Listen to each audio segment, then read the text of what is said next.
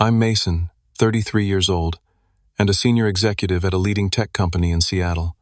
Growing up, my parents were always supportive, but my sister Madison, that's a different story.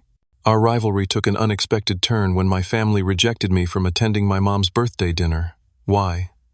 To make room for Madison's new successful boyfriend. Little did they know success has many definitions.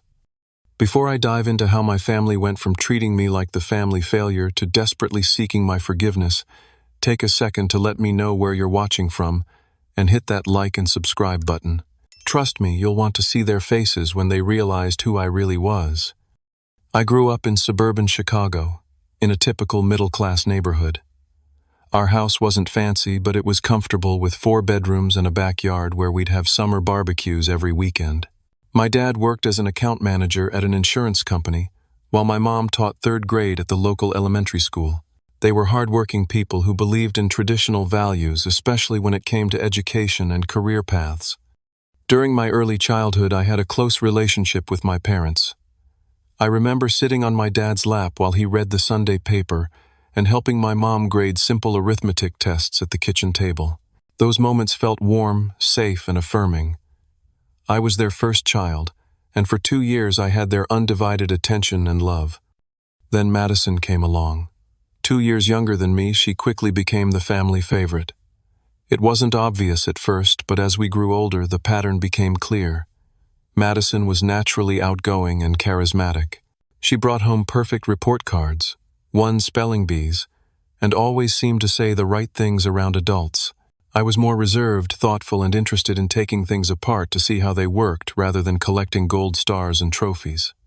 "Why can't you be more like your sister?" became a familiar refrain in our household.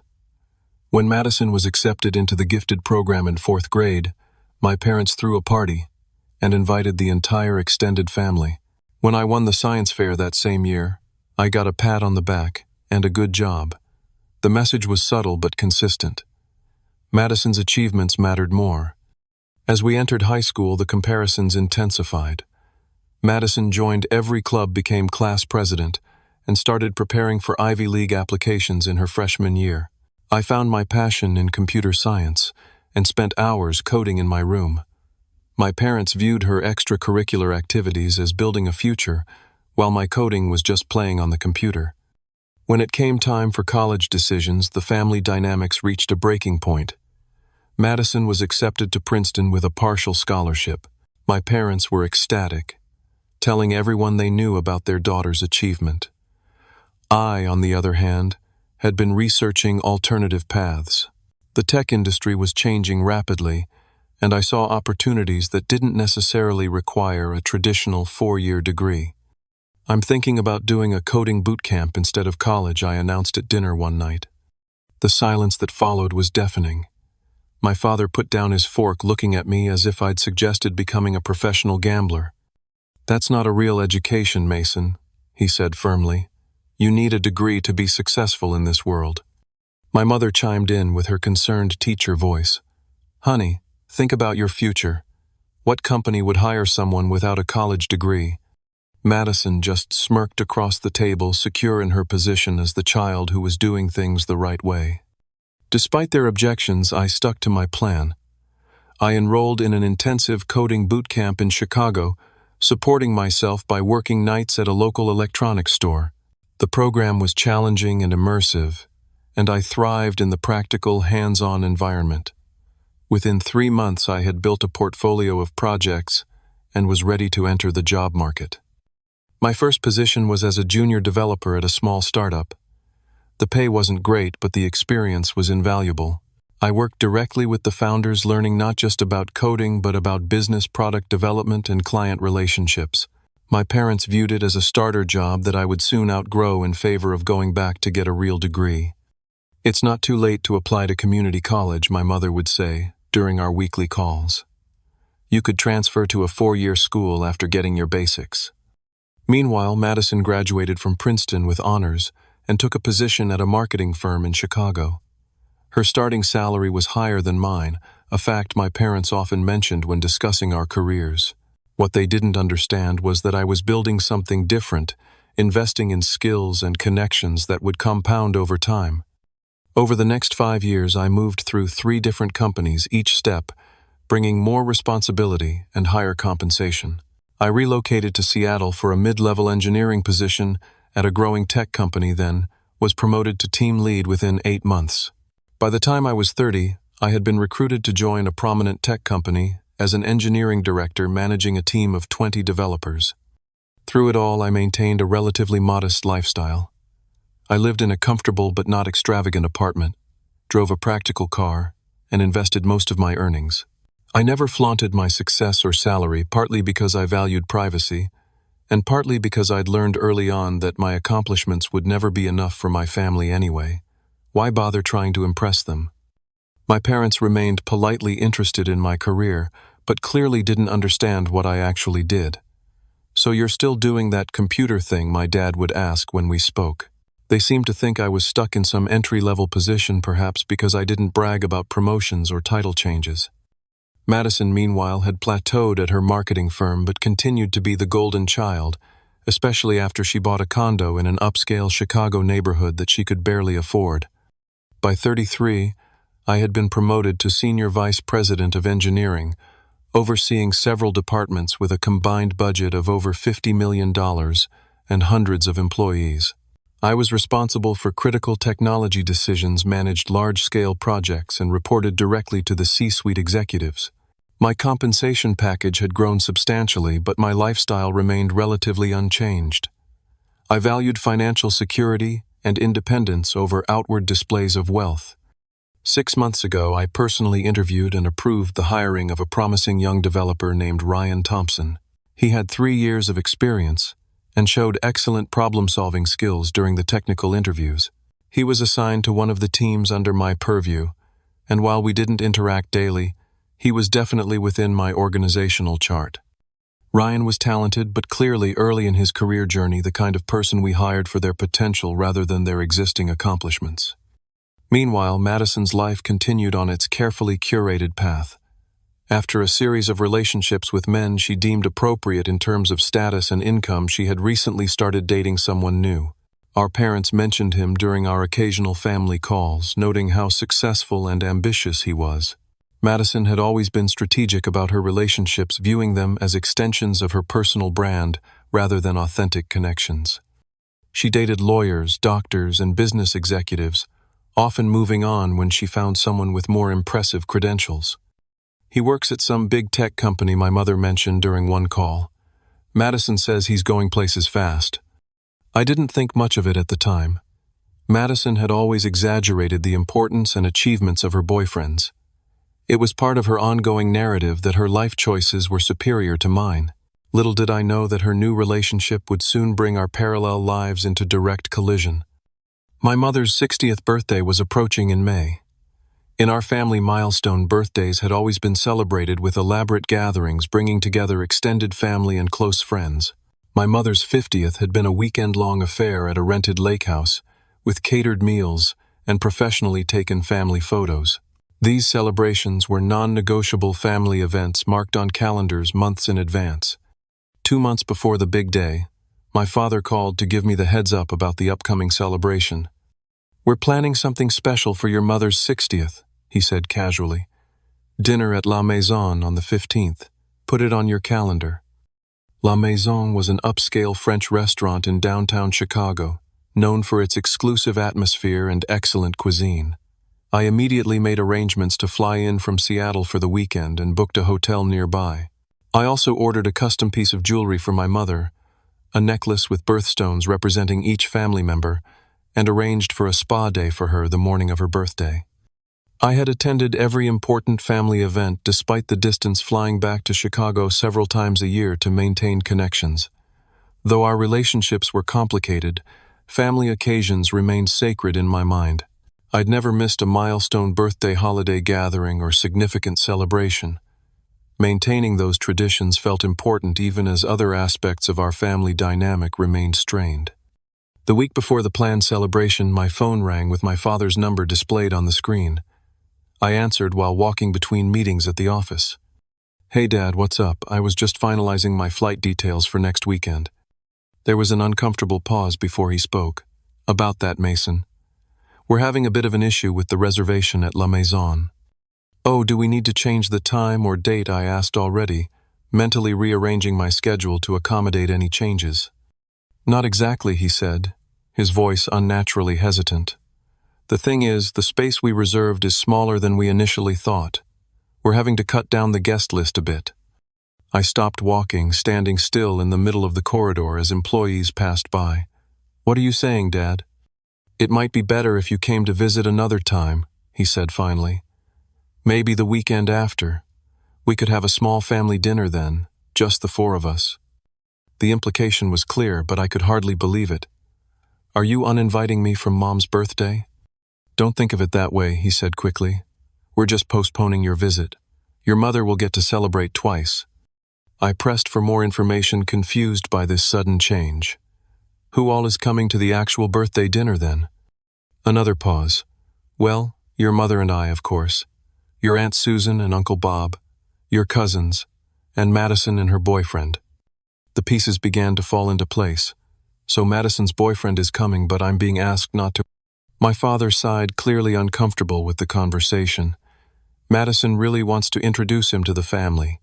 He's quite successful, you know. Works at some big technology firm in a very important position. And that's relevant because, well, my father continued, his voice, taking on a slightly condescending tone. Madison thought you might feel, well, a bit uncomfortable around him, given your different career paths. She says he's on track for executive leadership, and we know how you feel about your more alternative career choices. I couldn't believe what I was hearing. After years of downplaying my career achievements, my family was now explicitly excluding me based on their misconception of my professional status. The irony would have been amusing if it wasn't so hurtful. Let me get this straight, I said, keeping my voice even despite the anger building inside me.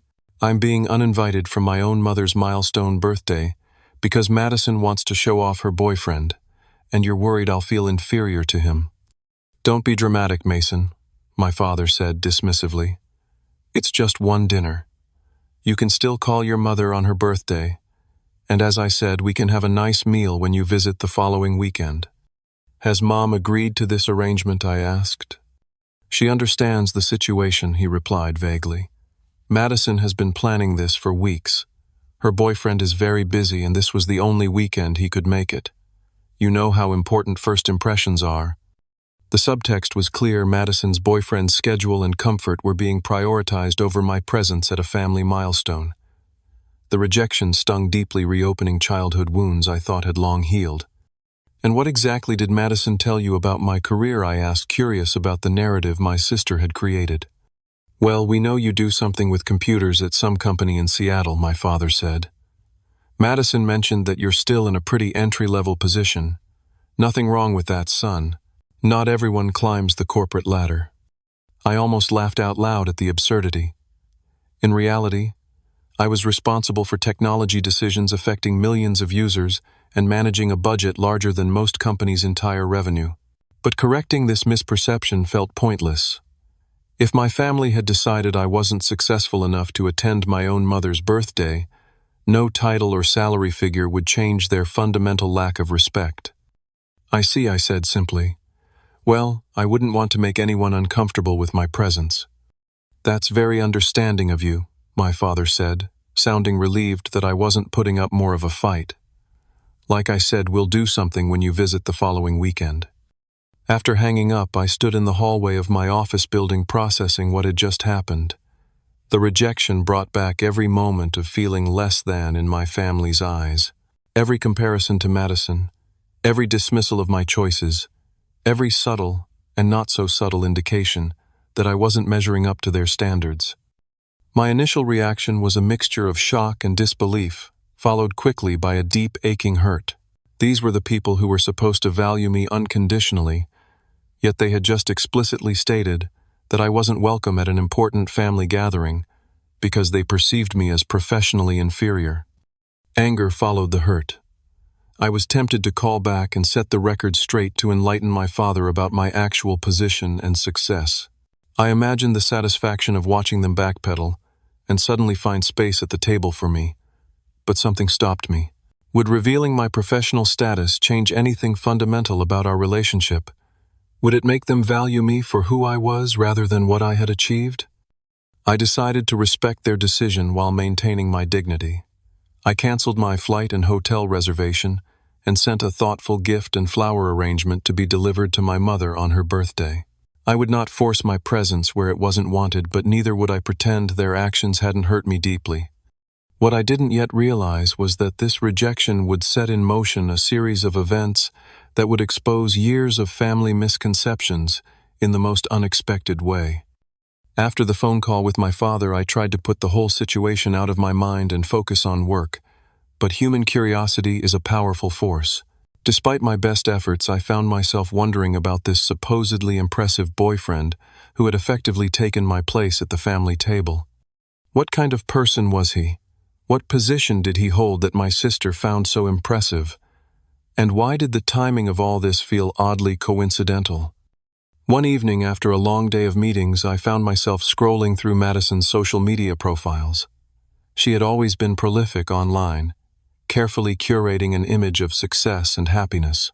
Her recent posts featured artfully composed photos of brunches, wine tastings, and cultural events, often with carefully worded captions about living my best life and blessed with success. And there he was appearing in photos from about 2 months ago. A tall man with dark hair and a confident smile, always impeccably dressed in what looked like designer clothes. His arm was around Madison in most shots, and her captions referred to him only as my amazing guy or someone special without tagging or naming him. There was something vaguely familiar about his face, but I couldn't quite place it.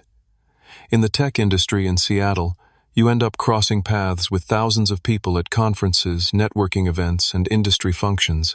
He could have been someone I'd seen in passing at any number of professional gatherings. I clicked on a clearer photo where he was more prominently featured. Madison had captioned it, "Date Night," with my successful tech executive hide, which made me roll my eyes at her transparent status signaling. But as I studied the image more closely, recognition dawned. "No way," I muttered to myself. It couldn't be. I opened my company directory and searched for Ryan Thompson. His professional headshot appeared, immediately confirming my suspicion.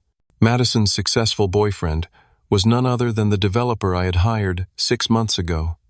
The irony was almost too perfect. My sister was dating someone who reported up through several layers of management to me. Ryan was talented and promising, but he was 3 years into his career and nowhere near executive leadership.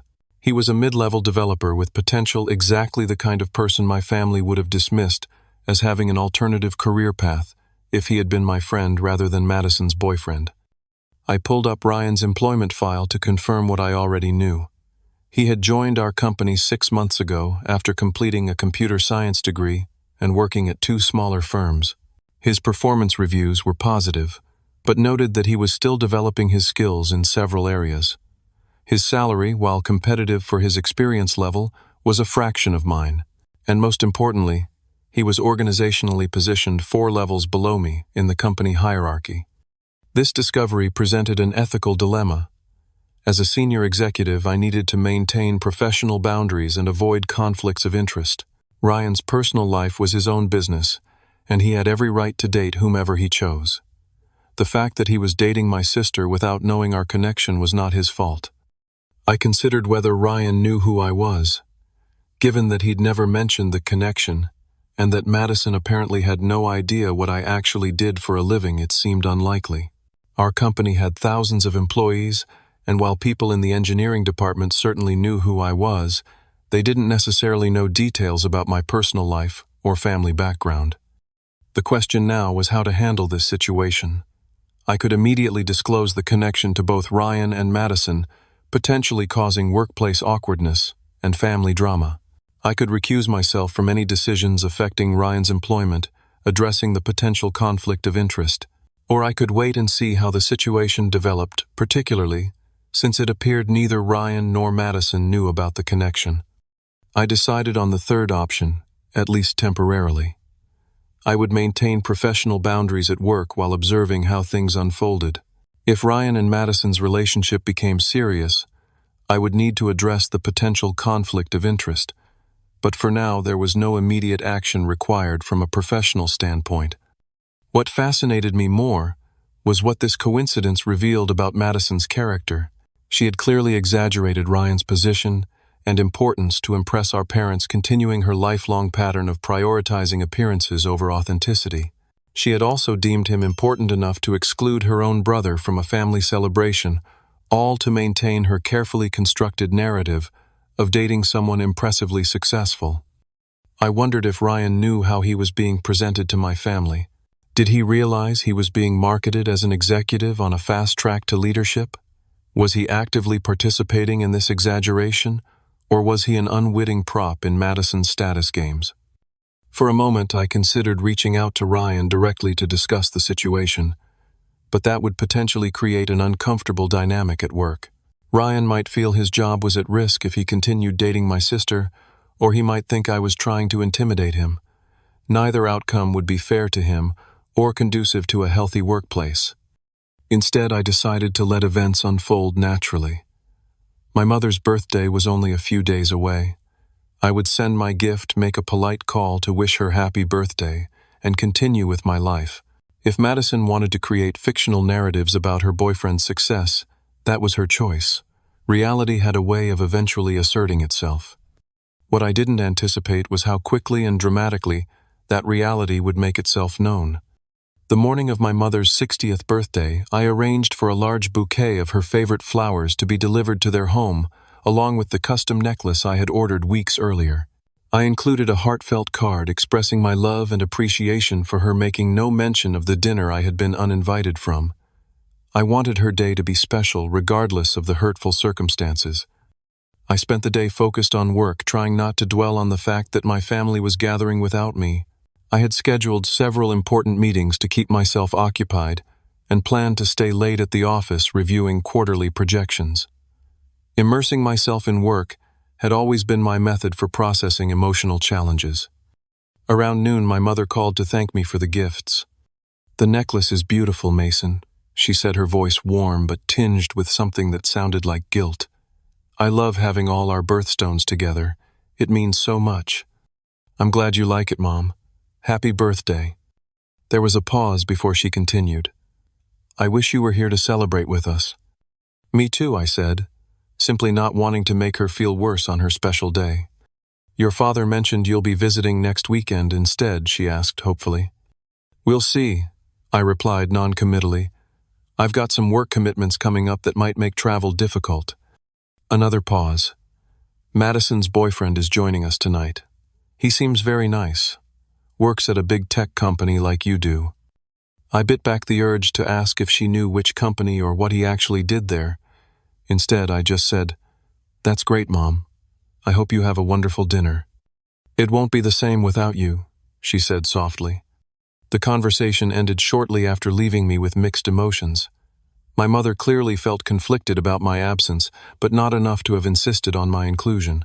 I wondered if she truly understood the reason I had been uninvited, or if my father and Madison had presented her with a different narrative. As the evening progressed, I found myself unable to resist checking social media for updates on the celebration. Sure enough, Madison had already posted several photos from the pre-dinner gathering at our parents' house. There she was, in an expensive-looking dress, standing proudly next to Ryan, who was wearing a suit that I recognized as mid-range designer wear.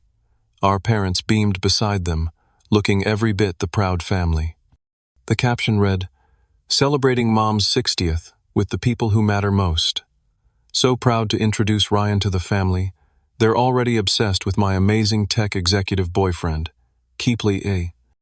I zoomed in on my parents' faces, noting how they gazed at Ryan with unmistakable approval, the kind of approval they had rarely, if ever, directed toward me. My father had his impressed expression on the slightly raised eyebrows and firm handshake that signaled male respect. My mother was touching Ryan's arm in the familiar gesture she reserved for people she wanted to make feel especially welcome. More photos appeared throughout the evening. The group arriving at La Maison, champagne toasts at the table, my mother opening gifts, Ryan apparently holding court with some story that had everyone laughing. The narrative was clear: this was the perfect family celebration with the perfect successful boyfriend. My absence wasn't even acknowledged.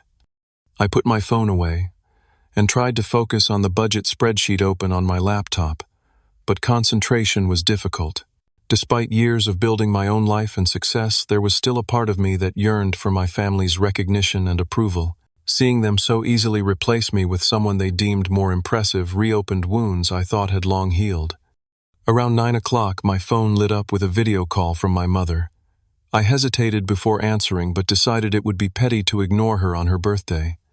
"Hey, Mom, how's the celebration going?" I asked, forcing cheerfulness into my voice. "Wonderful. We're just having dessert," she replied, her face flushed with happiness and perhaps a few glasses of wine. "I wanted to call so you could say hello to everyone." The camera panned around the private dining room at La Maison. I could see my father raising his glass in acknowledgement, my aunt and uncle waving, and cousins I hadn't seen in years smiling awkwardly at the phone. Madison was visible at the far end of the table, looking annoyed at the interruption. Ryan sat beside her, his back to the camera. "We miss having you here, son." My father called out, his voice carrying the artificial joviality he adopted in social situations. "How's that apartment of yours, still in the same place?" "Yes, same place," I replied, not bothering to correct his assumption that I lived in some small starter apartment. In reality, I owned a spacious condo in one of Seattle's most desirable neighborhoods, but explaining that seemed pointless. "And work?" "Still doing that computer stuff," he continued, reinforcing his perception of my career as some vague technical hobby rather than a professional achievement. "Still in tech, yes," I said simply. My mother turned the camera back to herself. "Mason has sent me the most beautiful necklace with all our birthstones," she told everyone at the table. "Wasn't that thoughtful?" I could hear Madison's voice off camera. "That's nice. Ryan got Mom those designer earrings she's been wanting for ages, the ones from that exclusive boutique." My mother looked slightly uncomfortable but quickly recovered. "Yes, those too. I'm being absolutely spoiled today." She turned the camera again, this time panning slowly across the table. "Everyone say hello to Mason." As the camera moved past different family members, I nodded and smiled appropriately. Then it reached Madison and Ryan. Madison was whispering something in Ryan's ear, and he was nodding while reaching for his water glass. As the camera settled on them, Ryan looked up directly into the frame. The moment of recognition was instantaneous and unmistakable. Ryan's eyes widened and he choked slightly on his water. He quickly composed himself but couldn't hide his shock. "Mr. Richards," he said incredulously. Then, as professional instinct took over, he straightened in his chair and added, "Hello, boss." The silence that followed was deafening. The camera shakily turned back to my mother's confused face. "Boss," she repeated, looking from the phone to something off camera and back again. "What do you mean, boss?" I could hear Madison's sharp whisper. "What are you talking about, Ryan?" Ryan's voice came through, clearly sounding bewildered. "That's Mason Richards. He's the senior VP of engineering. My boss's boss." Another silence then, a cacophony of confused voices. The camera shook as it was apparently set down or passed around. I could see the ceiling of the restaurant briefly, then quick glimpses of shocked family faces. Madison's voice cut through the chaos, high-pitched with disbelief. "That's impossible. Mason works some entry-level tech job in Seattle." Entry-level? Ryan's voice sounded genuinely confused. "Mr. Richards oversees the entire engineering division. He's one of the most senior executives in the company." My father's face suddenly appeared in frame, closer than necessary to the camera. "Mason, is this true? Are you this young man's superior at work?" I nodded calmly. "Ryan was hired about 6 months ago. He's a talented developer on one of our engineering teams." "But you never said," my father began. "You never asked," I replied simply. The video call abruptly ended. Whether intentionally or accidentally, someone had hung up. I sat back in my office chair, processing what had just happened. The carefully constructed narrative about my career and success that my family had maintained for years had just collapsed in the most public and unexpected way possible. My phone immediately began buzzing with text messages. From my father, "Call me immediately. We need to talk about this." From my mother, Mason. I'm so confused. Please explain what's happening. From Madison. How dare you humiliate me like this? I set my phone aside, not ready to engage with any of them yet. The truth had finally emerged, but not by my design or choice. Now I needed to decide how to handle the fallout both personally and professionally. The next 24 hours brought a barrage of communications from my family. My phone filled with missed calls, voicemails, and text messages. I read and listened to them all, but decided to take time before responding. After years of being misunderstood and undervalued, I felt I deserved space to process my own feelings before managing theirs. My father's messages evolved from demanding explanations to offering awkward apologies. I don't understand why you never told us about your position, his first voicemail began accusingly. By the fifth message, his tone had shifted. Son, there's clearly been a misunderstanding. We need to talk about this as a family. My mother's communications were more emotional. I feel terrible about what happened, she said, her voice tearful. I never would have agreed to you not being at my birthday if I'd known. Well, everything. Please call me back, Mason. I need to hear your voice. Madison's messages were the most revealing. Initially hostile, she accused me of deliberately embarrassing her. You could have told me you knew Ryan. You set this whole thing up to make me look stupid. When I didn't respond, her tactics changed. Look, maybe I exaggerated a little about Ryan's position, but you could have corrected me privately instead of humiliating me in front of the entire family. By morning, I also had an email from Ryan in my work account. Mr. Richards, I want to sincerely apologize for the awkward situation last night. I had no idea Madison was your sister. She never mentioned her brother by name, only saying he worked in tech in Seattle. I never connected the dots. I want to assure you that this will not affect our professional relationship or my commitment to the company. I understand if you feel there's a conflict of interest, and I'm open to discussing any concerns you might have. Respectfully, Ryan Thompson. The email was professional and appropriate, which I appreciated. It confirmed my suspicion that Ryan had been an unwitting participant in Madison's status games, rather than actively misrepresenting himself. I responded briefly, assuring him that his position was not in jeopardy and that we would discuss the situation in person when appropriate. I emphasized that he should continue focusing on his work without concern about personal complications. After giving myself a full day to reflect, I decided to address each family member individually, starting with Madison. I called her that evening, bracing myself for a difficult conversation. She answered immediately. Finally, do you have any idea what you've done? Hello to you too, Madison, I replied calmly. I think we need to talk about what happened. You humiliated me, she exclaimed. Ryan hasn't returned my calls since the dinner. You've probably fired him or threatened him or something. I haven't spoken to Ryan outside of a brief email assuring him his job is secure, I said. And I didn't humiliate you, Madison. Your own actions did that. What is that supposed to mean? It means you've been telling our family that Ryan is some high-powered tech executive when you know perfectly well he's early in his career. You created a fiction that fell apart when reality intervened. There was a pause before Madison responded, her voice defensive. I never specifically said he was an executive. I just said he was successful and going places. According to Dad, you told them he was on track for executive leadership and suggested I would feel uncomfortable around someone more successful than me. Those were deliberate misrepresentations. Another pause, longer this time. Fine, she finally admitted. I may have implied he was more senior than he is, but that's only because... Because what? Because that's what matters to Mom and Dad, she exclaimed. You know how they are. They've always measured success by titles and prestige. I was just giving them what they wanted to hear. At my expense, I pointed out.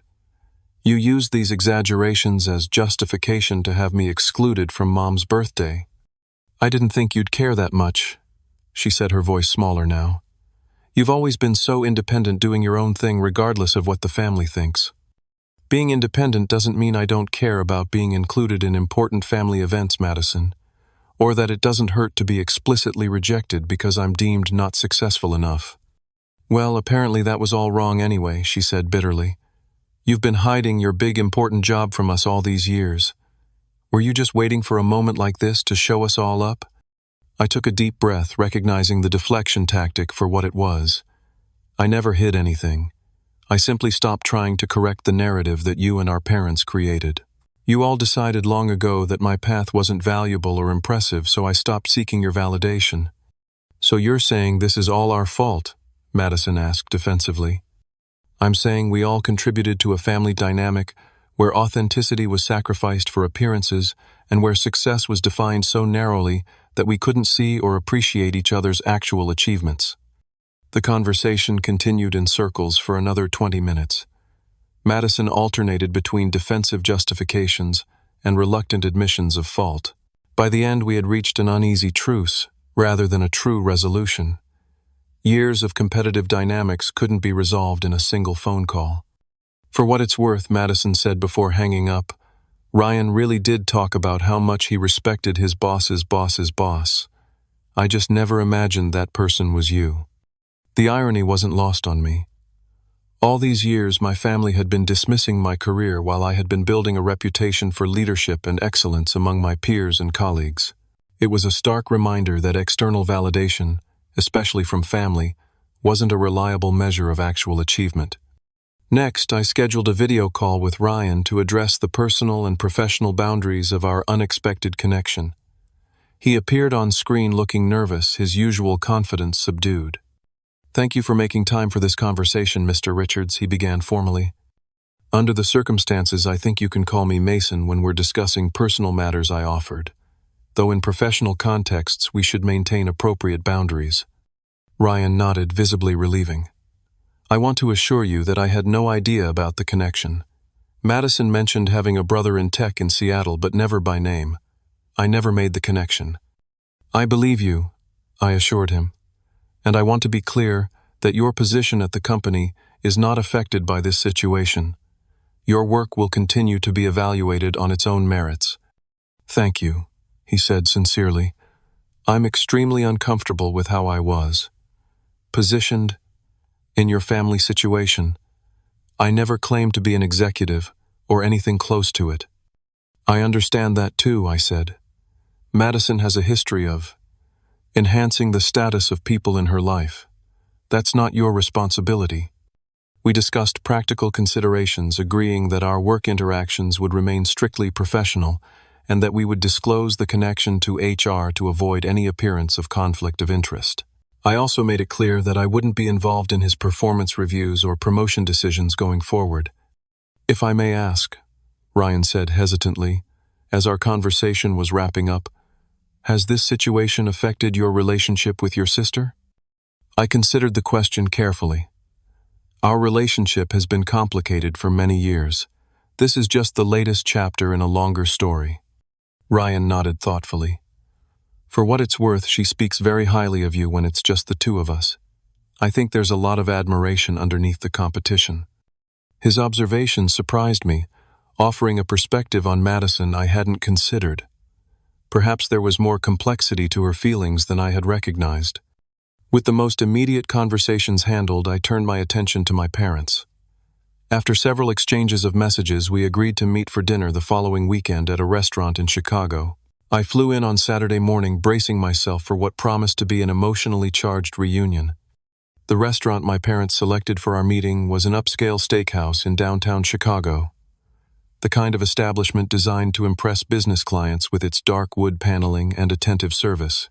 I arrived 15 minutes early and was seated at a corner table that offered some privacy for what would undoubtedly be a difficult conversation. My parents entered the restaurant exactly on time, my father scanning the room with the practiced efficiency of someone accustomed to business dinners, my mother looking more tentative beside him. I stood to greet them, noting the unusual uncertainty in their expressions.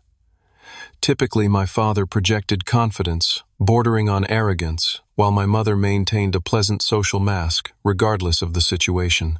Today, both looked genuinely unsettled. Mason, my father said, extending his hand formally, before pulling me into an awkward half-hug. Thank you for making time to see us. My mother embraced me more naturally, holding on a beat longer than usual. "It's good to see you, sweetheart," she said softly. We settled into our seats, and an uncomfortable silence descended as we studied our menus with unnecessary concentration. After the waiter took our orders and brought drinks, my father finally addressed the elephant in the room. "Son, I owe you an apology," he began, his voice carrying the slightly rehearsed quality of a prepared statement. "What happened at your mother's birthday was unfortunate, and I take responsibility for my role in it."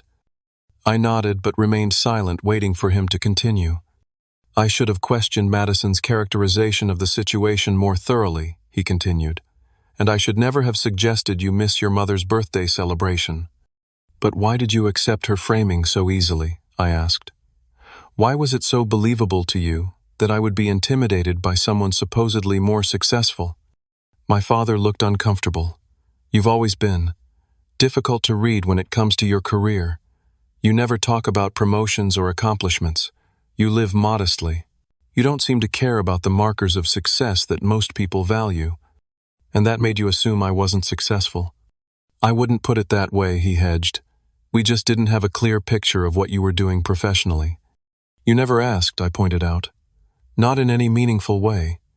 Still doing that computer thing isn't exactly showing interest in my career." My mother interjected, tears forming in her eyes. "We didn't understand what you did, Mason. All those technical terms and company names meant nothing to us. Madison's path was easier to comprehend and share with friends. So because my career didn't make for easy conversation at your social gatherings, you decided it wasn't worth understanding." "That's not fair," my father protested. "Isn't it?" I challenged. "When Madison got her marketing job out of college, you learned every detail of her company and position so you could brag about it to your friends. You never made that effort with me." My father started to object, then stopped, considering my words. "I suppose there's some truth to that," he admitted reluctantly. "The issue isn't just about what happened at Mom's birthday," I continued. "It's about a pattern that's existed our entire lives. Madison follows the path you understand and approve of, so she gets recognition and support. I choose a different route, so my achievements are minimized or ignored." "We've always been proud of you both," my mother insisted, wiping away a tear.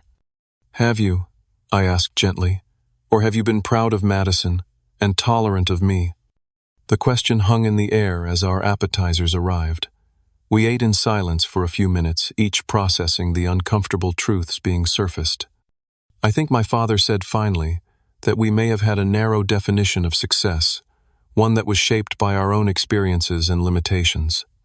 It was perhaps the most self-aware statement I'd ever heard from him, and it caught me by surprise. "When I was coming up in the insurance business," he continued, "success had clear markers: the corner office, the title on the door, the company car. These were things everyone understood and respected." He looked at me directly. "Your path didn't have those familiar signposts, so I didn't know how to evaluate it or explain it to others. So instead of learning, you dismissed it," I concluded. He nodded slowly. "I think that's fair, and I was wrong to do so." My mother reached across the table to take my hand. "When we saw how Ryan reacted to you on that video call, it was like suddenly seeing you through someone else's eyes. The respect in his voice when he called you boss. It made us realize how little we knew about your actual life." "I never needed you to be impressed by my title or salary," I said. "I just wanted you to respect my choices and be interested in my journey, even if it didn't follow the conventional path you understood." "We should have done better," my father acknowledged, "and I'm truly sorry we didn't." As our main courses arrived, the conversation shifted to more specific questions about my actual role and responsibilities. For perhaps the first time, my parents listened attentively as I explained my position, the scope of my authority, and the projects my teams were working on. They asked thoughtful follow-up questions and seemed genuinely interested in understanding my professional world. "Why didn't you ever correct our misperceptions?" my mother asked eventually. "You must have known we didn't understand your actual position." I considered the question carefully. At first I tried, but my achievements were always compared unfavorably to Madison's more traditional path. Eventually I stopped seeking your validation and focused on building a career that satisfied me regardless of whether you understood or appreciated it. And we reinforced that by continuing to misunderstand and undervalue your choices, my father said, showing a level of insight I hadn't expected. Yes, I agreed. It became a cycle. The less you valued my path, the less I shared about it. The less I shared, the less you understood. And so on. I wish we could go back and do things differently, my mother said sadly. We can't change the past, I replied, but we can set better patterns for the future. As the meal progressed, we began discussing what those new patterns might look like. I was clear about my expectations going forward, genuine interest in my life and career, respect for my choices even when they differed from their expectations, and fair treatment compared to Madison. No more excluding me from family events based on perceived status, I said firmly. No more dismissing my career as that computer thing. No more comparing my choices unfavorably to Madison's. My parents agreed to these terms, though I could see my father struggling with some of the implicit criticism of his past behavior. Pride had always been his weakness, and acknowledging failures didn't come easily to him. And what about Madison, my mother asked cautiously. How do we help repair that relationship? Madison and I have our own issues to work through, I said. But you can help by not enabling or rewarding her competitive behavior. Don't let her use status or accomplishments as currency for preferential treatment. By the time dessert arrived, the atmosphere had lightened considerably. There was a tentative optimism in our conversation, a sense that perhaps this painful episode could lead to healthier family dynamics. My father even made a self-deprecating joke about his technological cluelessness, a small but significant acknowledgement of his limitations. We're proud of you, son, he said as we prepared to leave. Not because of your title or success, but because of the man you've become despite our shortcomings as parents. It was perhaps the most genuine and meaningful compliment he had ever given me, and I felt its impact deeply. This dinner wouldn't instantly heal years of misunderstanding and hurt, but it was a meaningful first step toward a more authentic relationship. As we parted outside the restaurant, my mother hugged me tightly. "Will you come for Thanksgiving?" she asked hopefully. "The whole family together." "Let's take it one step at a time," I replied, not wanting to make promises I wasn't sure I could keep, but I'm open to trying. As I watched them walk away, I felt a complex mixture of emotions. Cautious hope for our future relationship, lingering hurt from past patterns, and pride in having finally spoken my truth clearly and directly. Whether this conversation would lead to lasting change remained to be seen, but for the first time in years, I felt the possibility of a more authentic connection with my parents. In the months following our family confrontation, gradual but meaningful changes began to take shape in our relationships. My parents made visible efforts to engage more authentically with my life and career. My father subscribed to several tech industry newsletters, occasionally sending me articles with questions that showed genuine interest. My mother initiated weekly video calls that focused on my day-to-day experiences rather than achievement milestones. These small gestures of attention and care began healing wounds that had festered for decades. When my father asked thoughtful questions about a project I mentioned, or my mother remembered the name of a colleague I'd spoken about previously, I felt seen in a way that had been rare in our family dynamic. The shift wasn't always smooth or consistent. Old habits occasionally resurfaced, particularly when extended family gatherings triggered my parents' ingrained desire to showcase their children's accomplishments. But now, when they slipped into comparative language or status-focused comments, they caught themselves more quickly and redirected the conversation. My relationship with Madison remained more complicated. After our initial confrontation, we limited communication to brief surface-level exchanges during family calls. The competitive dynamic that had defined our relationship since childhood couldn't be dismantled overnight, and we both needed time to establish new patterns of interaction. 3 months after the birthday incident, Madison reached out to suggest meeting for coffee during my next visit to Chicago. I agreed, curious about her initiative, but cautious about expectations. We met at a quiet cafe in Lincoln Park, away from family or familiar acquaintances.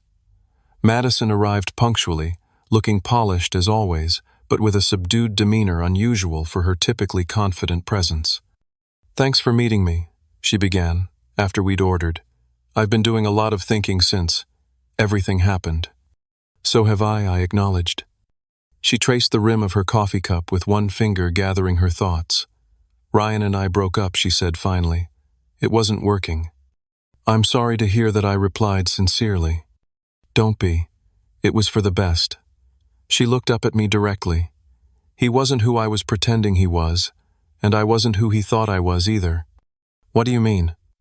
"After everything came out about your position, Ryan started asking more questions about me, about my career, my goals, my actual achievements, rather than how I presented them." She gave a rueful smile. "Turns out he valued authenticity more than status. He said he'd rather date someone genuinely passionate about their work than someone focused on appearances." The irony wasn't lost on either of us. Madison had selected Ryan partly for his perceived status value, only to discover he didn't share her prioritization of external validation. "It made me think about how much energy I've spent crafting an image instead of building a meaningful life," she continued, "and how much of our relationship as siblings has been poisoned by competition." "That's a significant realization," I observed, impressed by her self-awareness. "Don't get too excited," she said with a flash of her old sharpness. "I'm not completely reformed, but I am trying to be more honest with myself and with others." We spent the next 2 hours in the most genuine conversation we'd had as adults. Madison acknowledged how our parents' tendency to compare us had shaped her need for validation and recognition. I admitted that my withdrawal from family approval had sometimes manifested as smugness or superiority. "Do you think we can ever have a normal sibling relationship?" she asked as we prepared to leave. "I don't know about normal," I replied honestly, "but maybe we can build something healthier than what we've had." "I'd like to try," she said, and for once I believed her sincerity. Meanwhile, at work, my unexpected connection to Ryan had required some professional navigation. Following our initial conversation, we met with HR to disclose the personal relationship and establish appropriate boundaries. I recused myself from decisions directly affecting his employment, and we maintained strictly professional interactions in the workplace. Despite the awkward circumstances, Ryan continued to perform well, and eventually transferred to a different department, where any perceived conflict of interest was further minimized. We occasionally encountered each other at company events, exchanging polite but distant greetings that acknowledged our complicated connection without dwelling on it. 6 months after the birthday revelation, I received news of a significant promotion. The company was restructuring its leadership, and I was offered a position on the executive leadership team reporting directly to the CEO. The role represented a substantial increase in responsibility, compensation, and visibility within the organization. When I called my parents to share the news, their reaction was markedly different from what it would have been a year earlier. "That's wonderful, Mason," my father said warmly. "Tell me about what the new position involves." Rather than immediately comparing my achievement to some benchmark or asking about the superficial trappings of success, he listened attentively as I explained the scope and challenges of the new role. My mother asked thoughtful questions about how I felt about the promotion and what aspects excited me most. The conversation affirmed the progress we'd made in our relationship. They were celebrating my success on my terms, interested in the substance of my achievement, rather than how it looked to others or how it compared to some arbitrary standard. "We're having a small dinner next weekend to celebrate Mom's retirement," my father mentioned as the call was wrapping up. "Nothing fancy, just family. We'd love to have you there if you can make it." The casual, genuine invitation stood in stark contrast to the painful exclusion I'd experienced less than a year before. "I'll be there," I promised, and meant it.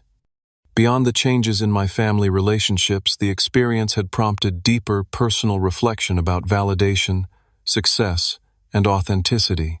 For years, I had claimed to be unbothered by my family's lack of recognition, focusing instead on internal measures of achievement. But the pain of being excluded from my mother's birthday had revealed that I still craved their approval more than I had admitted to myself. This realization led me to examine other areas where I might be seeking external validation while pretending to be above such concerns. At work, was I truly motivated by the impact of my contributions, or was I still unconsciously chasing titles and recognition? In friendships, was I authentic about my needs and boundaries, or was I performing a role I thought would be valued? These questions pushed me toward greater honesty with myself and others. I began building a community of friends who valued authenticity over appearances, people with whom I could share both successes and struggles without fear of judgment. Some colleagues became genuine friends, as I allowed more of my true self to emerge in professional contexts. I also found unexpected fulfillment in mentoring younger professionals, particularly those following unconventional career paths similar to my own. Helping them navigate challenges and recognize their own value became deeply satisfying, perhaps, because it allowed me to provide the validation and support I had lacked early in my career.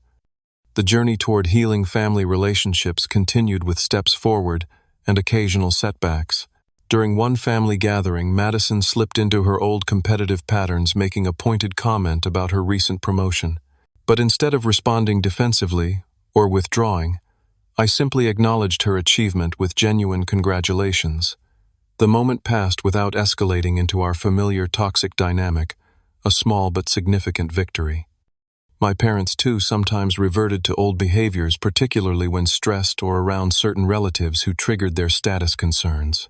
But now, when it happened, we had developed the language and trust to address it directly rather than allowing resentment to build silently.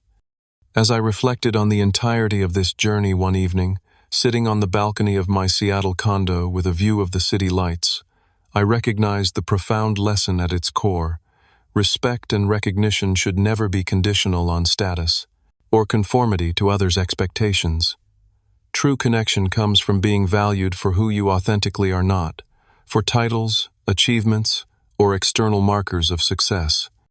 My family had needed the shock of discovering my professional position to recognize their flawed value system, but the meaningful change came not from them finally seeing me as successful by their standards.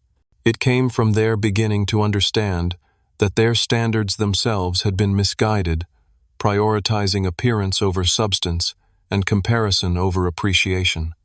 For my part, I had learned that while independence is valuable, completely disconnecting from family approval had been partly a defense mechanism rather than a healthy boundary. True strength came not from pretending not to care about my family's opinion, but from caring enough to engage honestly about how their treatment affected me and what I needed from our relationship going forward. The road ahead would undoubtedly contain more challenges and moments of regression. Patterns established over decades don't dissolve entirely in a matter of months. But we had taken the crucial first steps toward more authentic connections based on acceptance rather than achievement, appreciation rather than comparison. As I watched the sunset over the Seattle skyline, I felt a sense of peace that had been elusive for much of my adult life. Not because my family now recognized my professional success, but because we were beginning to recognize each other's inherent worth beyond any external measures. Have you ever had family members judge you based on their own narrow definition of success? What did you do to handle that situation? Share your experience in the comments below. If this story resonated with you, please hit the like button and subscribe to hear more stories about family dynamics and personal growth. Remember that true success isn't measured by titles or status, but by authenticity and meaningful connections. Thanks for listening, and I hope this story helps you navigate your own family relationships with more understanding and self-compassion.